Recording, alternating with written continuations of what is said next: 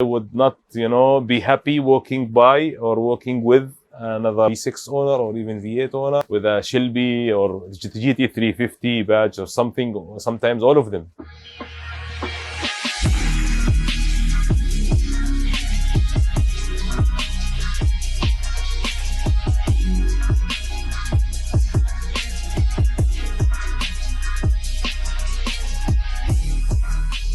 I went to car shows before. I was planning to participate. Last year I participated in the arena one day. But the thing is, the same story.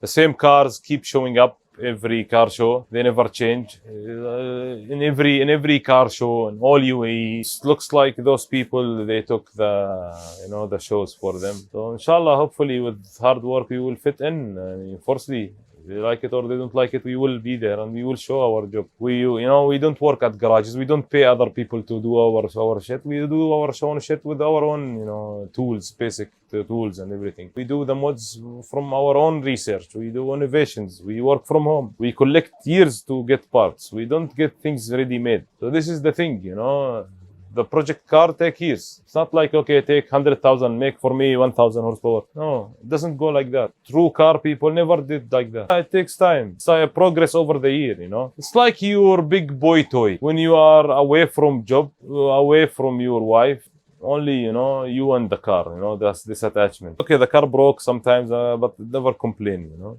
See, mainly at the beginning, we tried to join groups.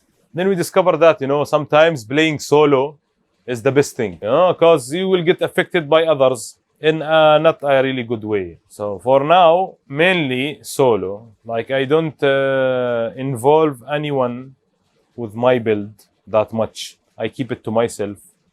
But at the same time, because, the general need to be known and people to understand who are you and to see your car, you need to join few clubs. Just to know for the formalities. What is good about having such car like the Mustang is that you can put your personality in that. You can reflect, you can make the car the way you want. There is a lot of aftermarket parts. It's not something, turning my car to a fake Shelby is not something that I want to do in my car. And that's not something that I would recommend. And I would not, be happy walking by or walking with another V6 owner or even V8 owner with a Shelby or GT350 badge or something, or sometimes all of them. One time I came across to one guy who owned a 2010 4.0, the old shitty, 210 horsepower engine. He had GT350 in the front, 5.0 in the sides, emblems. Below that, sticker GT500, and in the back Shelby. I was like, man, you have all the Fords. What is left? What is your car?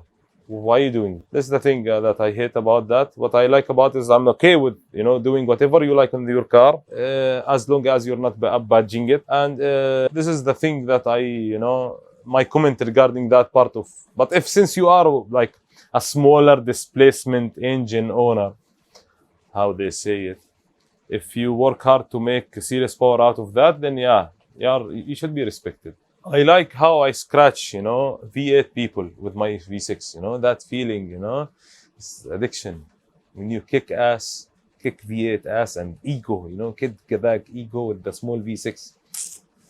It's very good taste. You will not get that if you own a V8. My car got impounded 3 times. Each time had a story. So I got impounded 3 times, basically for having loud exhaust. And maybe 4 times I got away with that. Entering Sharjah is like entering, the devil zone. That's why now for me, Sharjah is like, the sin city, Never go there. It's like, not allowed to navigate in this area. XXX on the chart. Most of my inbounds was in Sharjah. Most of my near-miss inbounds was in Sharjah for having loud exhaust. One time I was in industrial area Sharjah. I was turning U-turn. I was making a U-turn. I was going towards Dubai. And I did hard acceleration, some sort of hard acceleration. And it was passing under a bridge because the U-turn was under a bridge. So it made some, some good sound that I enjoy usually. but the car didn't seem to. So 2 bikers came, and yeah, one was from my country, and the other one was local. And she begged the cop not to give me fine, because every registration I have like 5, 6, 10, 15,000 bills. You don't know from where they come. We will go. Your car is finished. You are doomed. Your game over. They make you feel that you're finished. You lose. You will die. You will die. And I was like, why? What happened? I bought the car like this. They didn't believe me. They didn't believe me. But truly, I bought the car like this. I didn't know. I was, ignorant. The car is Roche. It has Roche. Exhaust is Roche. I didn't know anything that you can buy Roche after, axle backs and you put. I didn't know. And it had Roche badge. My car is Roche. I was nothing. I had no information. Now, when I hear myself talking now, I laugh, from inside. That's how ignorant I was. Took my license and registration, and he told me you have to come the next day. If you don't return the car back to stock, we will take your car. We will impound your car. So I bought stock mufflers, which are on the car now. And I sold my Roush exhaust, and I'm using stock mufflers now. This scenario happened to me 3 times. And all of them exhaust? All of them exhaust. Cars, I believe, it came from the very beginning of your life, of your conscious. My son is 2 years old.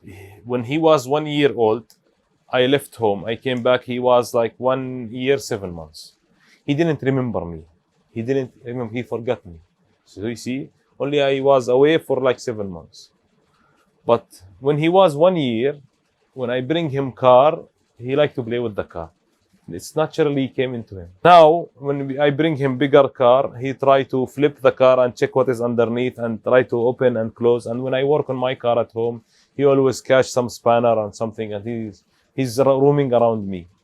So I believe this something, even before you remember, you have this attachment with cars in back of your head, waiting for the right moment to come out.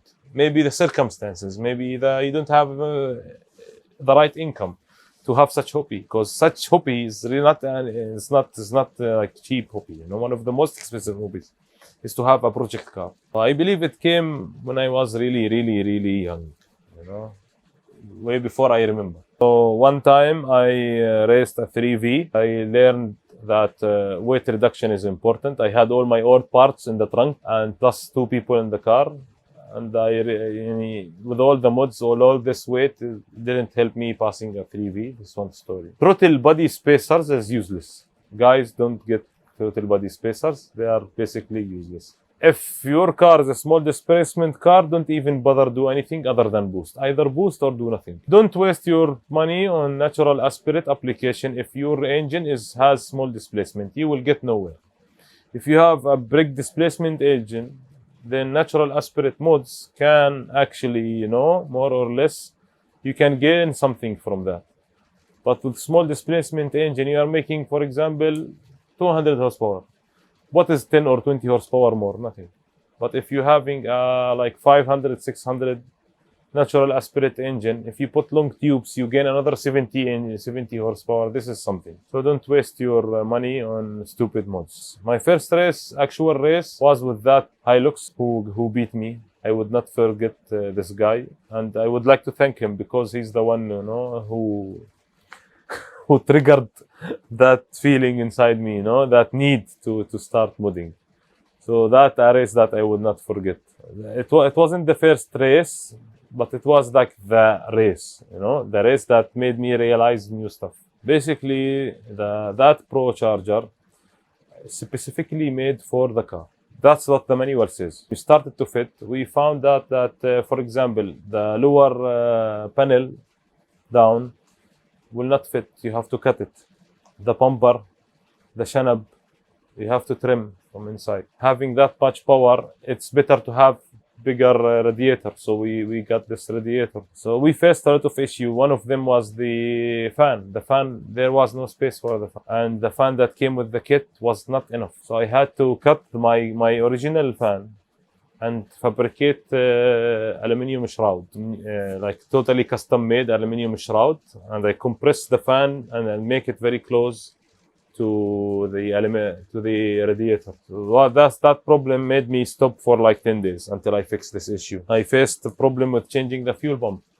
So I have an upgraded fuel pump that I didn't manage to put it until now because the power that I make, fuel pump can handle, the stock fuel pump. It's better to have the upgraded one, but after struggling for hours getting the pump out and trying to disattach it from its place and put the DW. I have the DW 400. I need to cut and splice and do, and I'm not, this is my weak point in cars. I'm not good with electricity, you know, with powers. I'm not good. I'm good with mechanic. But I'm really terrible in wiring and shit. So this one problem I faced. So I returned back the stock pump. Now I'm running 8 to 10 psi on pump gas. Methanol, it's connected. Power is on, but it's not spraying. I don't know why. I am still not in that area where I can gap boosted V8, but I am working on it. But for the meantime, what I'm doing with my V6 is good enough to gap full bolt-on V8, which is very good. How many boosted V8 you can see every day?